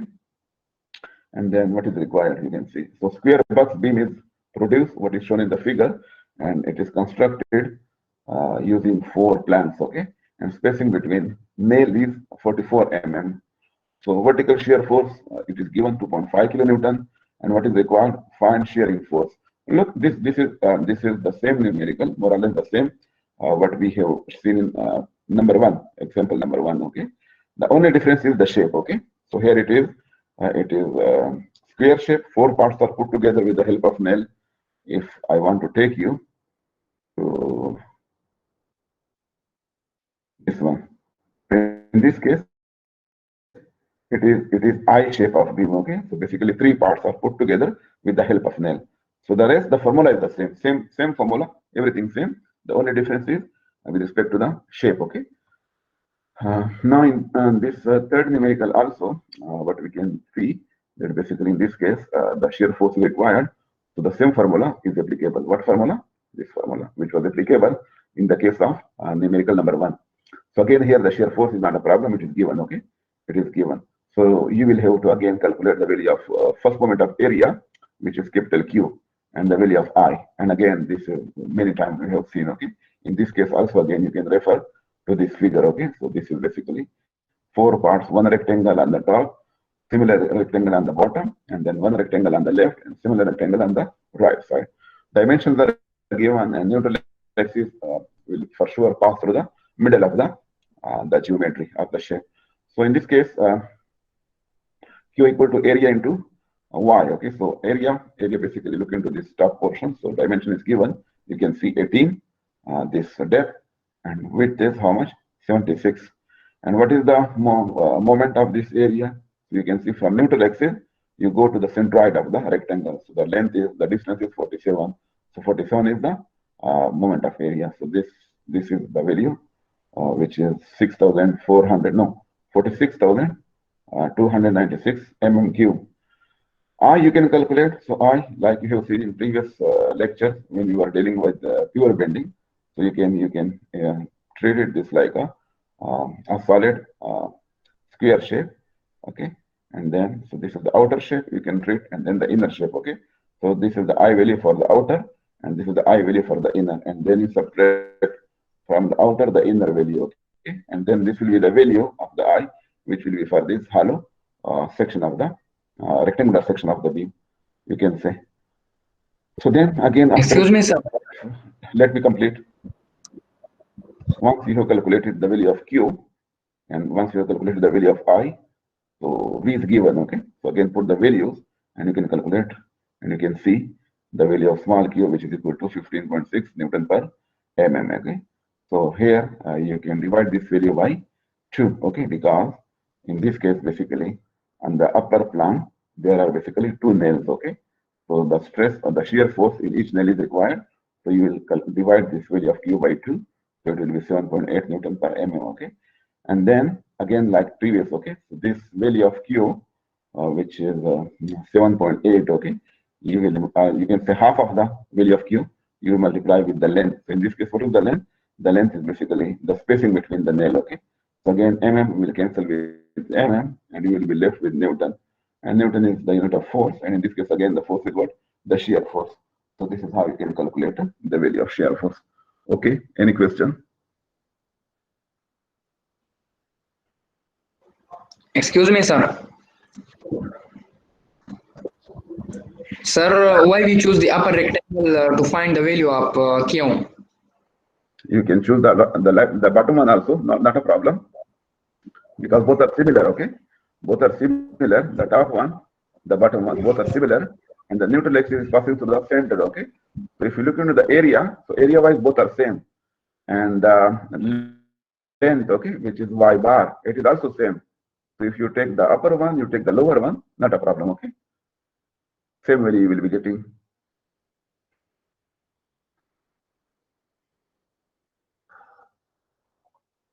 Okay, so some other numerical for sure we will consider. These are some numerical already we have covered. Okay, we have solved for this particular topic, but for this particular topic again these are not all the numerical. Okay, other numerical in coming lecture inshallah we will go for solution, different type of numerical. Okay, where you will be required to find out different quantity, maybe shear stress, sometime maybe some dimensions, sometimes shear force, etc., depending upon the given data and the required quantity. Okay, so this is all from my side. Any question?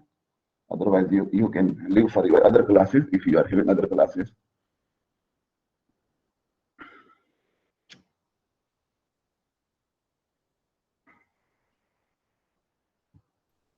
Okay, sir. Thank you. Okay, thank you. See you inshallah in coming week. Allah Sir, please Hafiz. stop the video of this lecture as soon as possible, sir.